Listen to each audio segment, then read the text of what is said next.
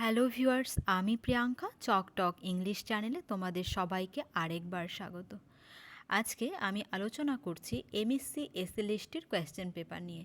না, কোয়েশ্চেনের আনসার কী আছে সেটা নিয়ে আমি আলোচনা করছি না।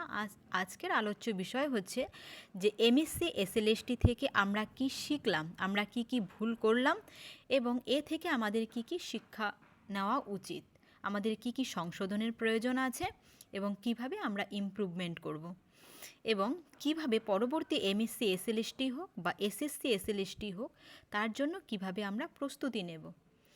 তো সেটা নিয়েই কিন্তু আজকে আলোচনা করব। প্রথমত কোয়েশ্চেন নিয়ে, যে কোয়েশ্চেন কেমন হবে। কোয়েশ্চেন ধরে নাও যে যেহেতু ক্যান্ডিডেটের সংখ্যা বেশি এবং আমাদের ভ্যাকেন্সি কম, অনেক দিন থেকে রিক্রুটমেন্ট হচ্ছে না, প্রচুর ক্যান্ডিডেট জমে গেছে, তো এই জন্য কোয়েশ্চেন কিন্তু খুব সহজ হবে না। কোয়েশ্চেন একটা স্ট্যান্ডার্ডিটি অবশ্যই ফলো করবে, সে তো আছেই। এবার এই যে এমএসসি এসএলএসটিটা হয়ে গেল, এই কোয়েশ্চেনে যেটা আমরা দেখলাম সেটা হচ্ছে কোয়েশ্চেন প্রচুর পরিমাণে কপি করা হয়েছে। সে যেখান থেকেই হোক না কেন কোয়েশ্চেন কপি করা হয়েছে। মানে এ থেকে বোঝা যাচ্ছে যদি তোমাদের প্রচুর প্র্যাকটিস থাকে তাহলে তোমরা কিন্তু কিছু কোয়েশ্চেন কমন পেয়ে যেতে পারো। কারণ পরীক্ষার হলে একটা জিনিস লক্ষ্য করবে, 1.5 ঘন্টা টাইম দেওয়া ছিল, তাই তো? 90টা এমসিকিউ ছিল, তার জন্য 90 মিনিটস ছিল। তো প্রথম দিকে কি মনে হয়েছিল তোমাদের যখন তোমরা প্র্যাকটিস দিচ্ছিলে বিভিন্ন টিচারের কাছে, বিভিন্ন প্র্যাকটিস সেট সলভ করছিলে, মক টেস্ট দিচ্ছিলে, যে প্রচুর স্কোর হয়ে যাচ্ছে, অনেকে নেগেটিভ দিয়েও 85 পর্যন্ত স্কোর করতে পারছিল। কেননা তুমি ঘরে বসে কিন্তু পরীক্ষাটা দিচ্ছিলে, তোমার মাথায় কিন্তু সেই প্রেশারটা কোনো কাজ করছিল না। মাথা যখন ঠান্ডা থাকবে সেম কোয়েশ্চেন পেপারে তুমি কিন্তু অনেক বেশি স্কোর করতে পারবে। কিন্তু পরীক্ষার হলে গেলে কিন্তু মাথা কাজ করা বন্ধ করে দেয়। এটা লক্ষ্য করবে যে যে মানে 85 স্কোর করেছে ঘরে বসে, সে কিন্তু পরীক্ষার হলে গিয়ে অনেক কিছুই ভুল করে এসেছে, কেননা তার মাথায় একটা তখন প্রেশার কাজ করে, তাই না? কিন্তু যদি তোমার কিছু কোয়েশ্চেন মানে মোটামুটি কোয়েশ্চেন যদি তোমার কমন পড়ে যায় তাহলে তোমার কি হবে? ওই 90 মিনিটসের মধ্যে যেগুলো তুমি ওই 90 এমসিকিউ যেগুলো তোমার কমন পড়ে যাবে, তোমার যদি অনেক কমন পড়ে যায়, ধরো তোমার 40টার মতো কমনই পড়ে গেল, তাহলে কি হবে? তুমি কিন্তু এগুলো এগুলো তোমাকে আর ভাবতে হচ্ছে না, এগুলো কিন্তু তুমি খুব কম সময়ের মধ্যে কিন্তু আনসার করে দিতে পারবে। আর বাকি 50টার জন্য তোমাকে কি করতে হবে? ভাবতে হবে। 50টা ধরো তোমাকে ভাবতে হবে, তখন এই ভাবার জন্য কিন্তু তুমি অনেক টাইম পেয়ে যাবে। আর যখন তোমার হাতে দেখবে অনেক টাইম আছে না, তখন মাথা কিন্তু ওরকমভাবে মানে গরম হয়ে যাবে না। যখন দেখবে টাইম কম, আমাকে অনেক ভাবতে হচ্ছে, তখন মাথা কিন্তু কাজ করা বন্ধ করে দেবে। তাই এরকমভাবে প্র্যাকটিস করো যাতে অনেক কোয়েশ্চেন তোমার কমন পড়ে যায়। কারণ এবার যেটা দেখলাম যে প্রচুর প্রচুর কোয়েশ্চেন কপি করা হয়েছে। যেমন কিছু এক্সাম্পল আমি তুলে ধরছি তোমাদের সামনে। প্রথমত, and happily the queen moon is on her throne, what sentiment most closely matches the quoted line. এটাও কিন্তু একটা মানে কপি করা কোয়েশ্চেন, হুবহু এই কোয়েশ্চেনটাই, মানে ইন্টারনেটে এইসব কোয়েশ্চেন অনেক ঘোরাঘুরি করেছে, ঠিক আছে? এই কোয়েশ্চেনটাও কিন্তু এরকমভাবে নেওয়া, এটা কিন্তু একটা কপিড কোয়েশ্চেন, একদম এরকমভাবেই কিন্তু অপশনগুলো দেওয়া ছিল।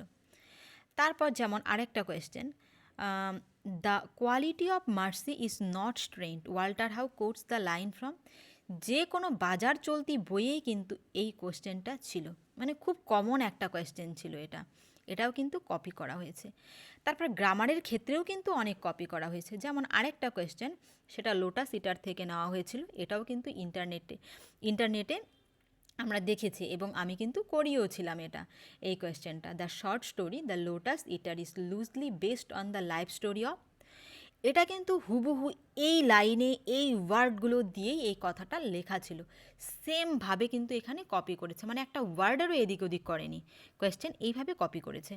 আবার গ্রামারের ক্ষেত্রে I would rather that you bought this book, এরকম কিছু ছিল, buy this book, should buy this বুক।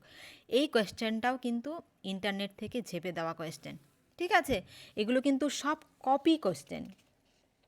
মানে অনেক কোয়েশ্চেনই দেখা গেল যে হুবহু কপি করা হয়েছে, কোনো না কোনো সোর্স থেকে কপি করা হয়েছে, মানে নিজেদের মাথা থেকে কোয়েশ্চেন কিন্তু কম হয়েছে, মানে কপিড কোয়েশ্চেন কিন্তু বেশি। তারপর আরও একটা কোয়েশ্চেন ছিল, এই মুহূর্তে মনেও পড়ছে না। ও হু টট ইউ অ্যারাবিক, একটা ভয়েস চেঞ্জ ছিল। এই কোয়েশ্চেনটাও কিন্তু রেন অ্যান্ড মার্টিনের বইয়ে সেমভাবে আছে, শুধুমাত্র অ্যারাবিকের জায়গায় সেখানে বুঝি ফ্রেঞ্চ ছিল, এখানে অ্যারাবিক করে দিয়েছে। আর অপশনগুলোও কিন্তু সেম, মানে তিনভাবে হয় এটার ভয়েস চেঞ্জ, সেম তিনটেকে এখানে উল্লেখ করা হয়েছে এবং শেষে দেওয়া ছিল all the above sentence are correct. তো সেটাও কিন্তু রেন অ্যান্ড মার্টিনের বই থেকে নেওয়া হয়েছে। তাহলে তোমরা বুঝতে পারছো কোয়েশ্চেন কপি, তাহলে তোমাদের কিন্তু প্রচুর প্র্যাকটিসের প্রয়োজন। যেখান থেকে পারো ইনফরমেশন কালেক্ট করো, যেভাবেই হোক না কেন, কোনো টিচারের কাছে পড়ো বা প্রচুর পরিমাণে বই পড়ো, অনেক বই কেনো, সেগুলো পড়ো। আর অবশ্যই যার কাছেই পড়ো না কেন, নিজেকে তো টেক্সট পড়তেই হবে। টেক্সট না পড়লে কখনোই ভালো স্কোর করা পসিবল না, সেটা তো আছেই। তার বাইরে প্রচুর পরিমাণে ইনফরমেশন কালেক্ট করো এবং যে নোটিফিকেশান বের হবে তারপর আমি পড়বো সেটা না, এখন থেকেই কিন্তু মানে কোমর বেঁধে পড়া শুরু করো। সব কিছু রেডি করে রাখো যাতে পরীক্ষা যখন নোটিফিকেশান দিবে তোমার সেটা যাতে রিভিশন হয়। তখন শুধু পড়া শুরু করলাম সেটা না হয়, তোমার যাতে তখন রিভিশন শুরু হয়। ঠিক আছে, তাহলে বুঝতে পারলে যে কোয়েশ্চেনগুলো এরকম হয়, কমন মানে কোয়েশ্চেন কিন্তু কমন পড়তেও পারে তুমি যদি ভালো প্র্যাকটিস করো। এবার আসছি যে ফিগার অফ স্পিচ, যেটাকে আমরা একটু লাইটলি নিয়েছিলাম, কিন্তু এখান থেকে কিন্তু 4খানা কোয়েশ্চেন সেট করা হয়েছে। আর আমাদের এটা মনে রাখতে হবে যে কমন ফিগার অফ স্পিচগুলো শুধু পড়লে আমাদের হবে না। যেমন এবার চলে এসেছিল সিভিলেন্স, তারপর ছিল প্যালিওলজি। তো শুধুমাত্র ওই কমন কিছু মেটাফোর, সিনিকডোকি, ম্যাটেনমি বা লিটোটেস, এরকম কমন কিছু পড়লেই শুধুমাত্র হবে না, কিছু যেগুলোর নাম আমরা কম শুনেছি সেগুলোও আমাদের পড়তে হবে। 4খানা এসেছে, পরের পরীক্ষাতেও যে 4খানা আসবে এমন কথা নয়, কিন্তু আমাদের ফিগার অফ স্পিচের উপর জোর দিতে হবে এবং শুধুমাত্র কমনগুলো না, যেগুলো একটু এক্সট্রা অর্ডিনারি সেগুলোও কিন্তু আমাদের পড়তে হবে। এটা মনে রাখবে ফিগার অফ স্পিচের ক্ষেত্রে। তারপর আর কি পড়তে হবে, যে টেক্সট তো পড়তে হচ্ছেই, টেক্সচুয়াল কোয়েশ্চেন প্রচুর এসেছে, সেটা তো পড়তে হচ্ছেই, কিন্তু আমাদের কিন্তু একটু ব্যাকগ্রাউন্ড পড়তে হবে। সেই পোয়েমের ব্যাকগ্রাউন্ড বলো বা যা প্লে আছে, প্লে বা স্টোরি যাই বলো না কেন, তার ব্যাকগ্রাউন্ডটা আমাদের পড়তে হবে।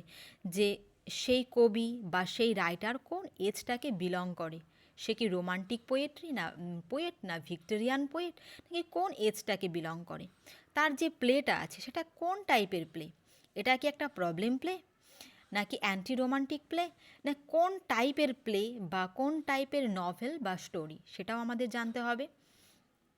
তারপর একটা কবিতা, সেটা কি সনেট নাকি ওড নাকি এটা ব্যালাড নাকি কি, সেটাও কিন্তু আমাদের জানতে হবে। তার প্যাটার্ন মানে এগুলো যেমন জানতে হবে, তার সাথে সাথে কবি যে লিখেছে সেই কবির বা সেই রাইটারের কিছু বিখ্যাত কিছু লেখা, সেগুলো আমাদের এর বাইরে পড়তে হচ্ছে, যেটা টেক্সটে নেই, টেক্সটের বাইরে কিন্তু এগুলো।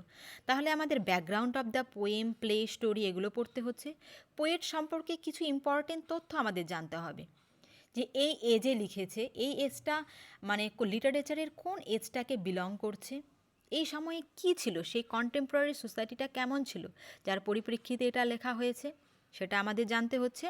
এগুলো আমাদের পড়তে হবে, এগুলো টেক্সটের বাইরে হলেও আমাদের পড়তে হচ্ছে, মানে একটু লিটারেচারটাকে আমাদের ঘাটতে হচ্ছে, এটা আমরা দেখতে পেলাম।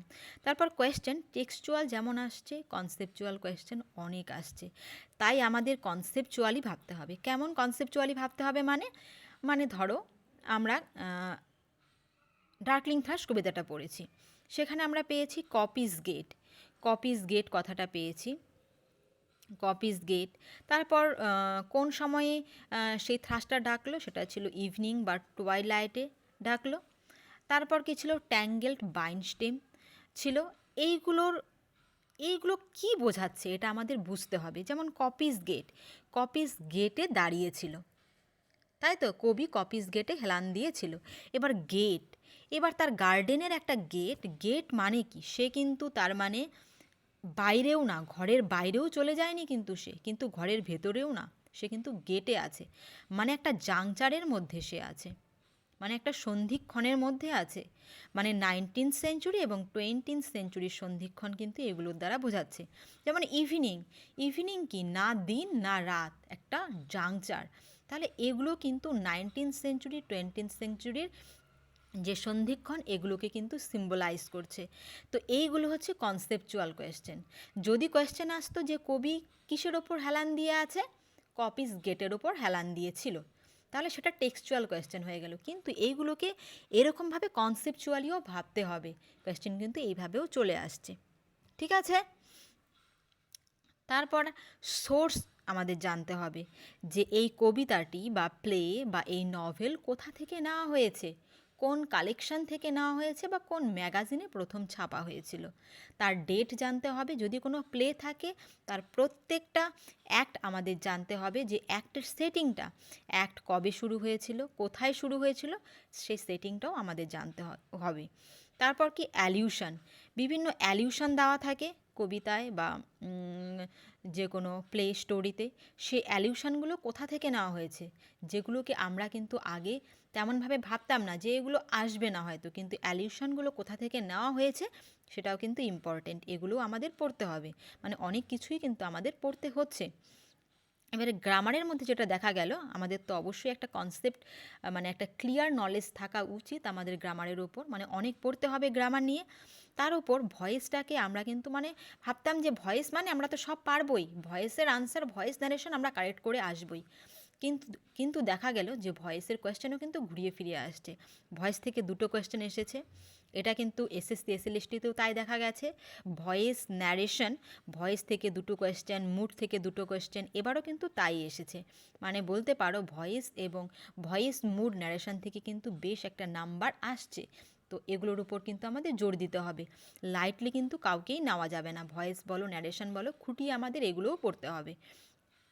এগুলোকে যে অপশান তো দেওয়াই থাকবে, দেখি আমি বুঝে যাব কোনটা আনসার হবে। ওই সময় মাথা কাজ করে না। আর কোয়েশ্চেন এখন কিন্তু অত সহজ কোয়েশ্চেন দেয় না, ঘুরিয়ে পেঁচিয়ে কোয়েশ্চেন আসে। তো ভয়েস থেকে দুটো কোয়েশ্চেন, মুড থেকে দুটো কোয়েশ্চেন, ন্যারেশন থেকে দুটো কোয়েশ্চেন এসেছে, ফ্রেজ থেকে কোয়েশ্চেন এসেছে। ফ্রেজগুলো নিয়েও দেখলে প্রিপোজিশনাল ফ্রেজ না অ্যাডভার্বিয়াল ফ্রেজ, অপশানগুলোকে কীরকম ঘুরিয়ে ফিরিয়ে দিচ্ছে। তো এগুলো আমাদের একটা কি কনসেপ্ট নলেজ থাকা দরকার। ঠিক আছে, তো আমরা যদি এইভাবে প্রিপেয়ার্ড থাকি যে কীভাবে পড়তে হচ্ছে আমাদের, তাহলে কিন্তু আমরা পরবর্তী মানে একবার যদি মানে হাতছাড়া হয়ে যায়, তাহলে কিন্তু পরবর্তী কবে পরীক্ষা হবে সেটা কিন্তু বলা মুশকিল। কারণ তোমরা দেখতেই পাচ্ছ কতদিন পর পর পরীক্ষা হচ্ছে। তাই এসএসসি এসএলএসটির জন্য এখন থেকেই তোমরা কোমর বেঁধে নামো এবং একটা সুন্দরভাবে প্যাটার্নে তোমরা মানে পড়াটাকে চালিয়ে যাও। সুন্দরভাবে প্যাটার্নে যত পারো ইনফরমেশন কালেক্ট করো, যেগুলো তোমরা পিডিএফ ফর্মে পাচ্ছ কোনো নোটস কোনো টিচারের থেকে, সেগুলোকে তোমরা প্রিন্ট আউট করো, সাজিয়ে রাখো। পরীক্ষার আগে শুধুমাত্র যখন নোটিফিকেশান দেবে তোমাদের যাতে তখন শুধু রিভিশন হয়, নাহলে কম্পিটিশন কিন্তু হাই, তোমরা কিন্তু পিছিয়ে পড়বে। ঠিক আছে, কোয়েশ্চেন কখনোই আর কিন্তু সহজ কোয়েশ্চেন হবে না। কোয়েশ্চেন একটা স্ট্যান্ডার্ডিটি অবশ্যই ফলো করবে। তো এই ছিল আমার সাজেশন। তো তোমাদের কেমন লাগলো অবশ্যই কমেন্ট বক্সে জানাবে, এবং তোমরা যারা আমার পেইড ব্যাচে জয়েন হতে চাও, ডেসক্রিপশানে ব্যাচ সম্পর্কে দেওয়া এবং আমার হোয়াটসঅ্যাপ নাম্বার দেওয়া আছে, সেখানে তোমরা যোগাযোগ করবে। Thank you for watching, tata by.